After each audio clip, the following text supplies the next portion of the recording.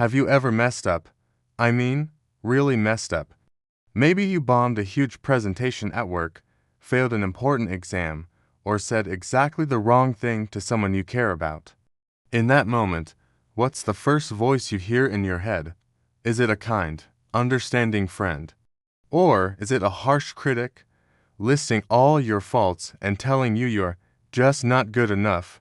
For so many of us, that inner critic is loud. It screams things like, "How could you be so stupid?"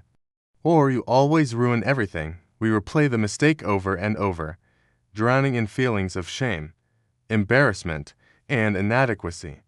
We convince ourselves that this one failure defines us, that it's proof of some fundamental flaw.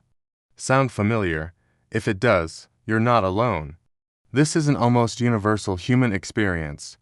But here's the good news. It doesn't have to be this way. There's a powerful tool that can completely change how you navigate these difficult moments.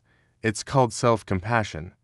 Now, before you roll your eyes and think, "Oh great, another just be nice to yourself lecture," hear me out.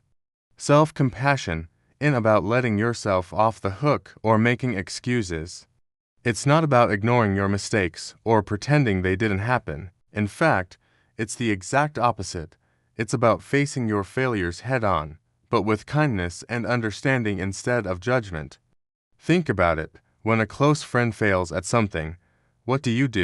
You probably don't berate them. You listen. You offer a hug. You might say, "Hey, it's okay. You did your best. This is tough, but you'll get through it." Self-compassion is simply learning to turn that same kindness inward. Dr. Kristin Neff, a leading researcher on this topic, breaks self-compassion down into 3 core components. Understanding these 3 pillars can be a game changer. The first is self-kindness. This is the active practice of being gentle and supportive with yourself when you're suffering, just as you would with a friend. Instead of attacking yourself with criticism when you fail, you soothe yourself.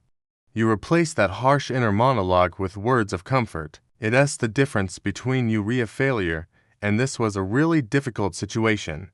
And it's understandable that you're feeling disappointed. One tears you down, the other acknowledges your pain without judgment. The second component is common humanity. This is the profound realization that you are not alone in your imperfection.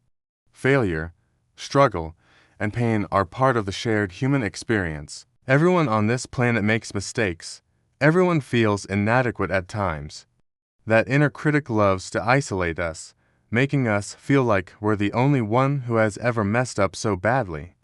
But common humanity connects us. It reminds us that to be human is to be imperfect. When you fail, you're not being uniquely flawed. You're just being human. This perspective shift can lift an enormous weight off your shoulders. You're not a weirdo. You're part of the club. The third and final component is mindfulness. This is about observing your negative thoughts and emotions without getting lost in them. It's not about suppressing your feelings of disappointment or shame, but it's also not about letting them take over your entire reality. Mindfulness allows you to take a step back and say, "Okay, I'm noticing a lot of thoughts about being a failure right now. I'm feeling a tightness in my chest and a sense of dread." You acknowledge the experience without over-identifying with it. You see the thoughts and feelings for what they are, temporary mental events, not objective truths about who you are. This balanced approach prevents you from either bottling things up or spiraling into a vortex of negativity. So, how do we actually put this into practice? It starts with small, intentional actions. The next time you make a mistake, no matter how big or small, I want you to try a simple exercise. First, just pause. Take a deep breath. Instead of letting your inner critic run wild, consciously try to activate the 3 components. Start with mindfulness. Acknowledge what you're feeling. Say to yourself, "This is a moment of suffering. This hurts." Don't judge it, just name it. Feel the physical sensations in your body. This simple act of naming the emotion can create a little bit of space between you and the feeling itself. Next, bring in common humanity. Remind yourself, struggles like this are a part of life. Other people feel this way too. It's okay to be imperfect. You can even place a hand over your heart as a physical reminder of this shared connection. It might feel a bit silly at first, but this physical gesture can be surprisingly powerful in calming your nervous system. Finally, practice self-kindness. Ask yourself, what do I need to hear right now? What would a kind, wise friend say to you in this moment? Then, try saying those words to yourself. It could be something like, "You're going to be okay," or "This one mistake doesn't define you. You learned something from this." You can even try writing a compassionate letter to yourself from the perspective of a loving friend. It's about offering yourself the grace you so freely give to others. Let's be clear, this isn't an overnight fix. If you've spent years practicing self-criticism, it's going to take time to build the new habit of self-compassion. Your inner critic won't go away quietly, it will fight back.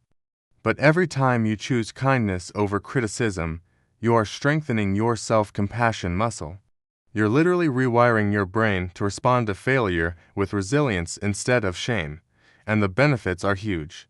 Research shows that people who practice self-compassion are more resilient to stress, have lower levels of anxiety and depression, and are actually more motivated to improve themselves. That's right, contrary to the popular belief that being hard on yourself is what drives success. It's actually self-compassion that fuels genuine growth.